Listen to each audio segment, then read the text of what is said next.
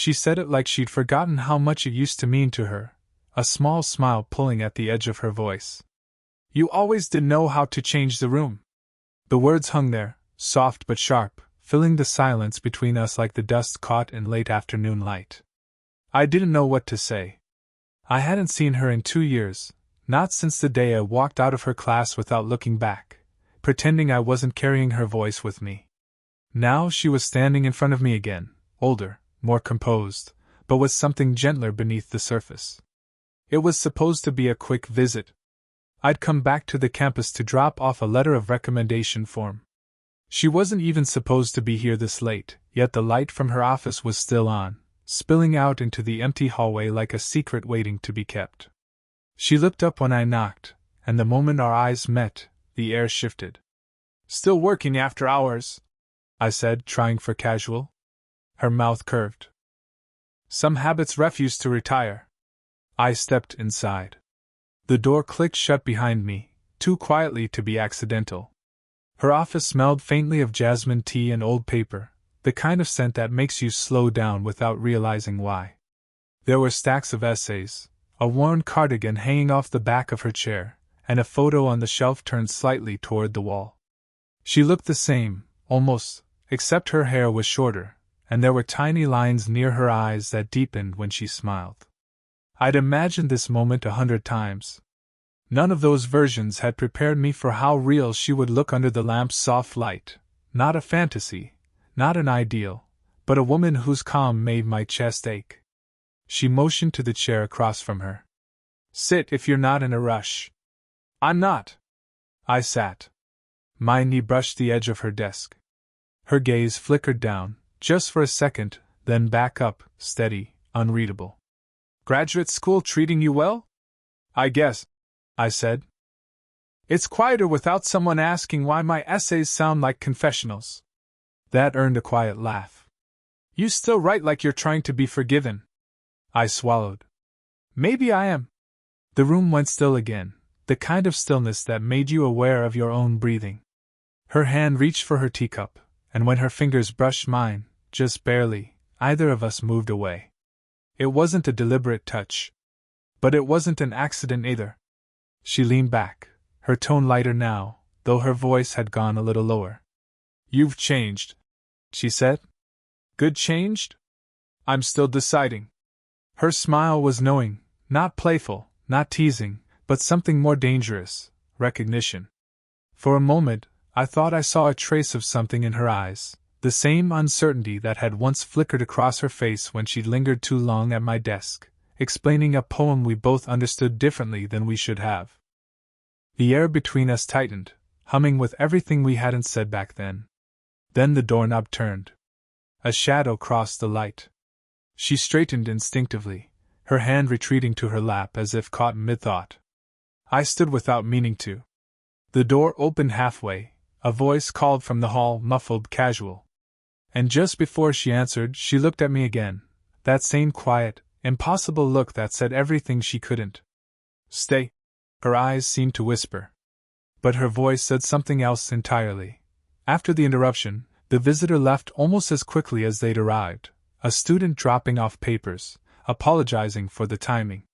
The door closed again, and the silence that followed felt different this time.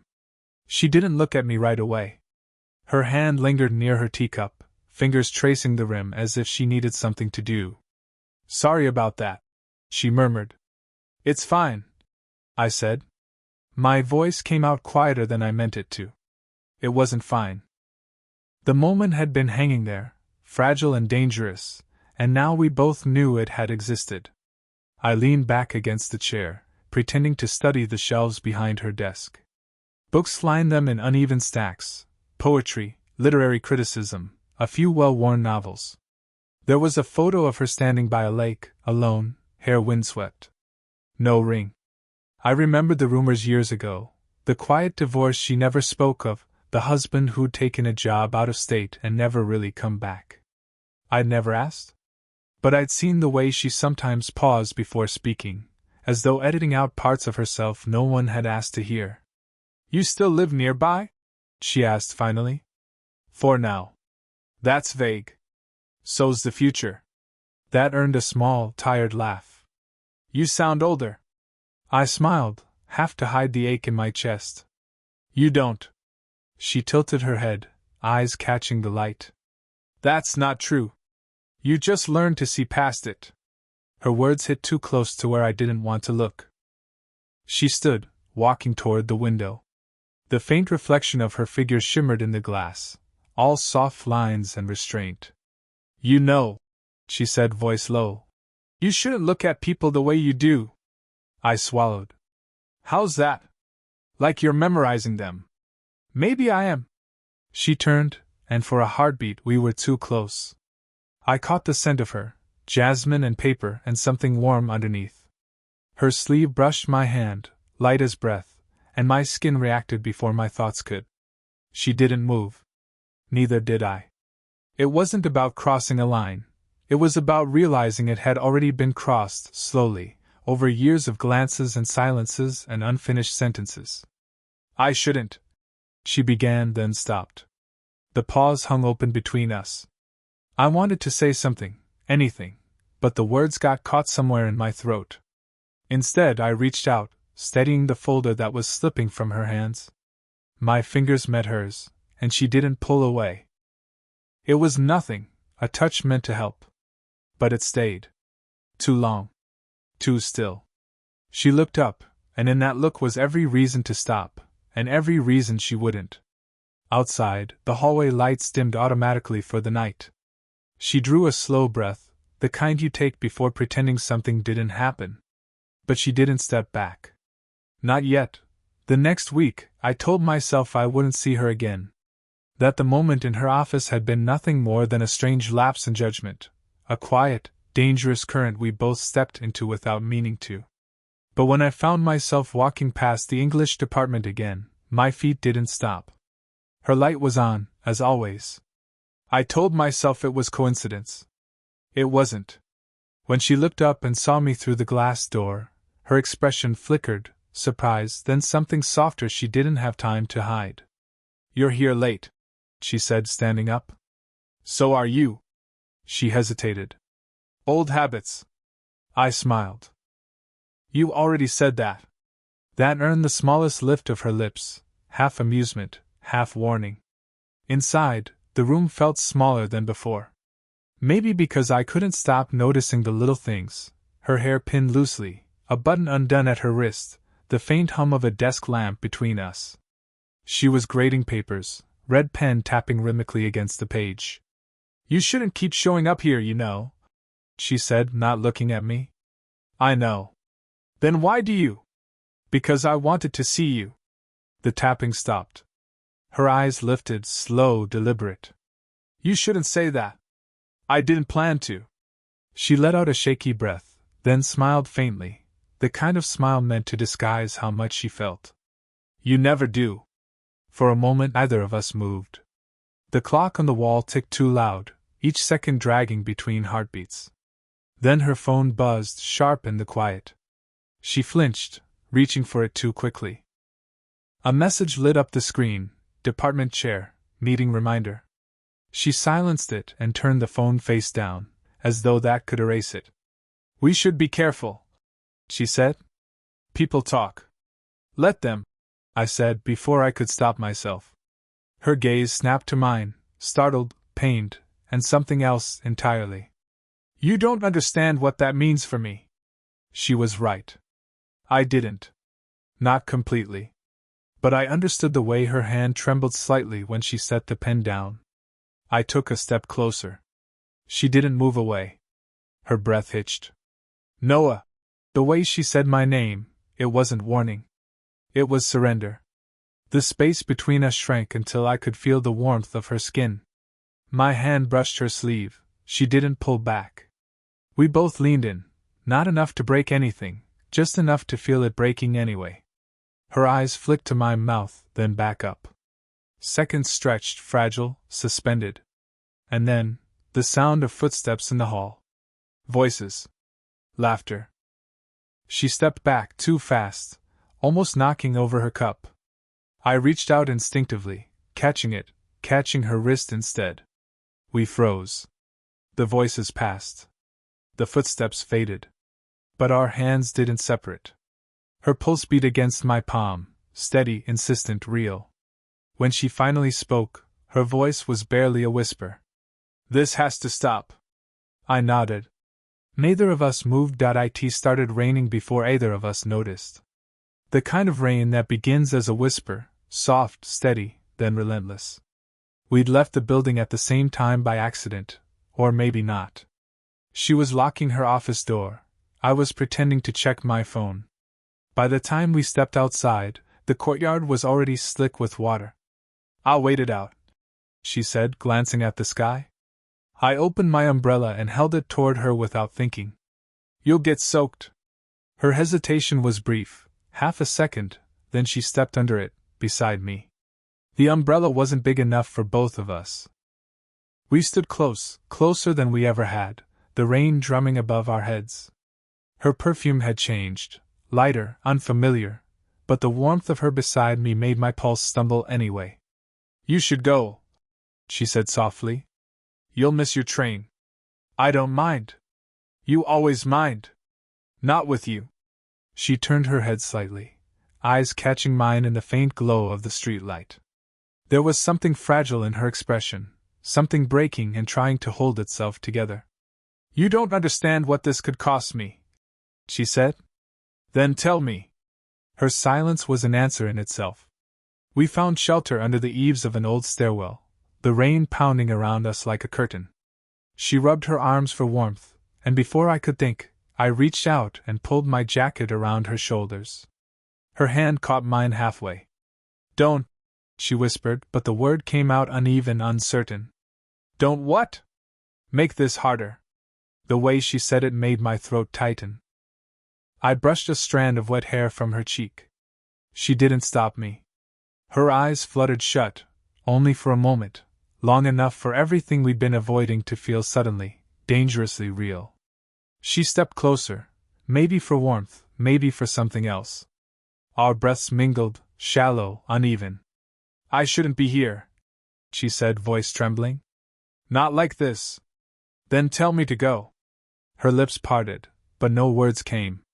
"I can't," she finally breathed. My hand rested against her arm, her pulse quick beneath my fingers. Every second stretched into a decision we weren't making fast enough. "You don't know what you're asking for," she said. "I know exactly what I'm asking for." Her eyes met mine, raw, unguarded. "You'll regret it." "Maybe." I leaned in, not enough to touch, but enough to feel the heat of her breath, the faint tremor in her shoulders. The rain fell harder, masking the quiet sound she made, something between a sigh and surrender. Her hand came up, barely brushing my face, fingertips lingering just long enough to undo the last of her restraint. And then, a flash of light. Headlights cutting through the rain. A car pulling up at the curb. We both froze. She stepped back, breath shaking, eyes wide. A colleague's voice called her name from the car window. She turned toward it, but her hand was still on mine.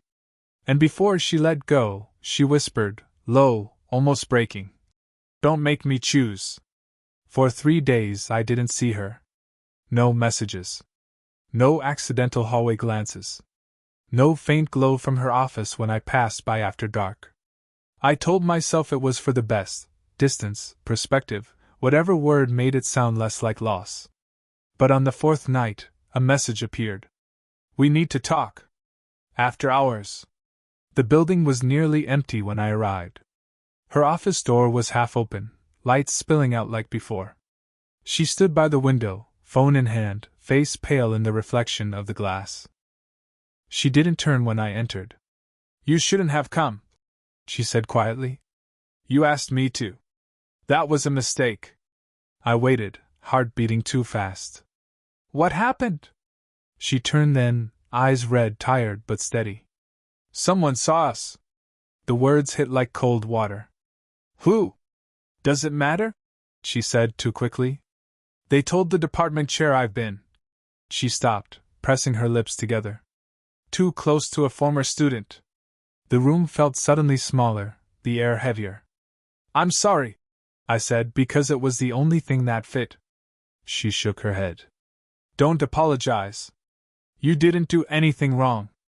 But her hands were trembling, her voice fighting to stay even. Then why do you look like you're about to fall apart? I asked. Because I almost did, she whispered. She set her phone on the desk, and I noticed the faint text still on the screen, an unread message from someone I didn't know. They're asking questions. Her fingers brushed the edge of the phone, then stilled. You think this was just curiosity, she said. But I haven't stopped thinking about you since the day you left my class. Her words caught me completely off guard. I stepped closer, trying to read her expression, but she turned away again, as if saying it out loud had made her realize how much it cost. That's not fair, I said, my voice breaking a little.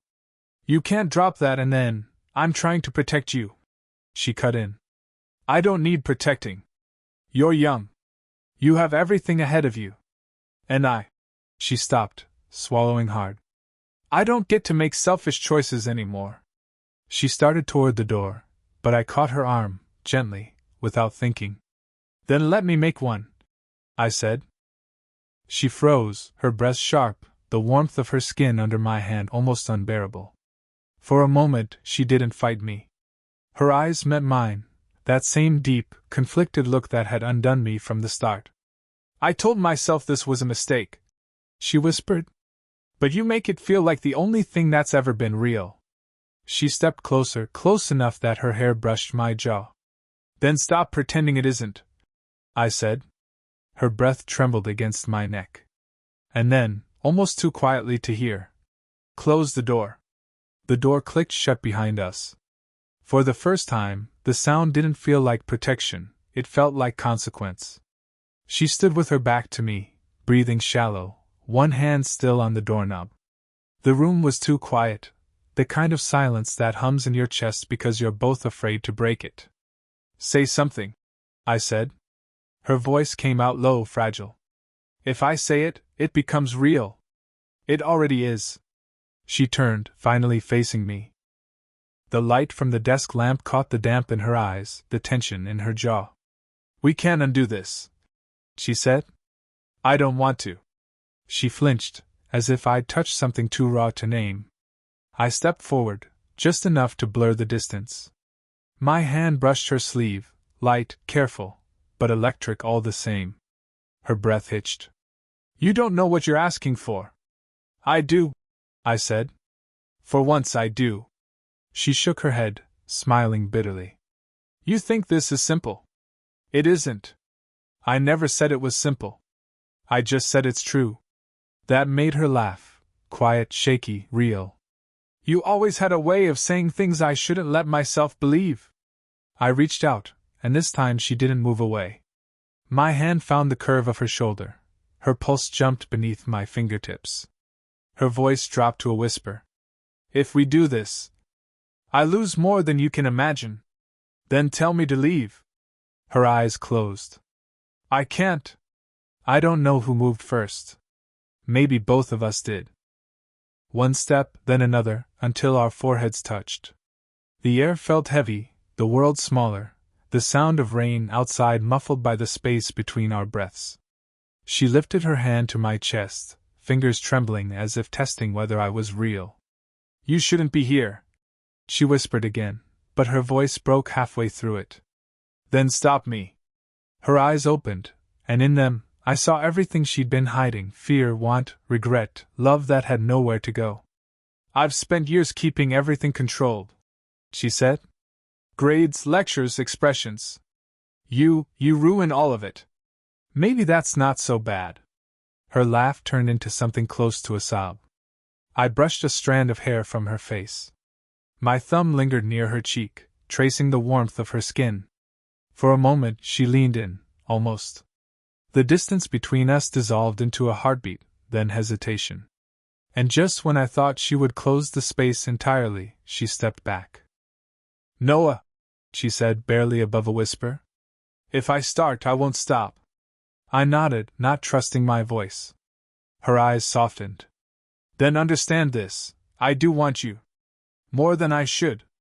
But if I let that win, I'll lose the part of me that ever deserved you. The words landed heavy, final, and yet freeing. She reached up, brushed her fingers against my face one last time, a touch that said everything words couldn't, and then walked past me to the door. At the threshold, she paused. "When I said you knew how to change a room," she murmured, "I didn't realize you'd change mine." The door opened. The rain's echoes spilled in. And for the first time, I understood. She wasn't walking away from me. She was walking away from me. I didn't see her again for almost a month. At first, I tried not to look, not to pass her building, not to glance through glass doors, not to search for her in the crowd of faculty faces. But absence has its own kind of gravity. The harder I pulled away, the more it pulled me back. When her message finally came, it was simple. "If you're still nearby, I'd like to talk." I didn't think twice. We met in a small cafe off campus, the kind of place that smelled like warm bread and coffee grounds. She was already there, sitting by the window, hair pulled back loosely, a scarf looped around her neck. She looked ordinary. Peaceful, even. But when she saw me, something in her softened, like she'd been holding her breath for weeks. "You look well," she said. "You don't," I said before I could stop myself. That made her laugh, the quiet kind that finds its way out despite everything. "You still don't filter what you say. You still pretend you don't like that." Her eyes met mine, steady, knowing. Maybe I stopped pretending. The conversation started safe: work, new students, weather. But beneath every sentence was the same question: are we going to talk about what almost happened? When she finally reached for her cup, her hand trembled slightly. "They cleared the rumor," she said. "Apparently someone saw us leaving the building together, but nothing more." I exhaled. "Good." She nodded. "Good." Then quieter. "It scared me more than I expected." I didn't have an answer for that. I just reached across the table, resting my hand near hers. She didn't pull away this time. "It scared me too," I said. "Because it felt real." Her thumb brushed against my wrist, a small, trembling motion, but deliberate. "It was real," she said. The rain started again outside, a thin, silver curtain tapping against the window. We both looked toward it, almost laughing at the symmetry of it all. "Every time it rains, I think about that night," I admitted. She smiled faintly. "I do too." A pause lingered between us, comfortable this time. "I still don't know what this is," I said. "Neither do I," she replied. "But I know I don't want to keep pretending it didn't happen." That was enough. I stood, walked around the table, and she looked up, uncertain, hopeful. When I leaned down, I didn't kiss her, just pressed my forehead gently against hers. Her breath caught, and her hand came up to rest over my heart. It wasn't passion. It wasn't restraint. It was something truer, the quiet relief of being seen, and finally not running from it. When we pulled back, she smiled. "You still make me believe in the impossible," she whispered. I laughed softly. "And you still make me forget everything else." Her fingers found mine across the table, and this time, either of us let go. Outside, the rain kept falling, soft, endless, forgiving.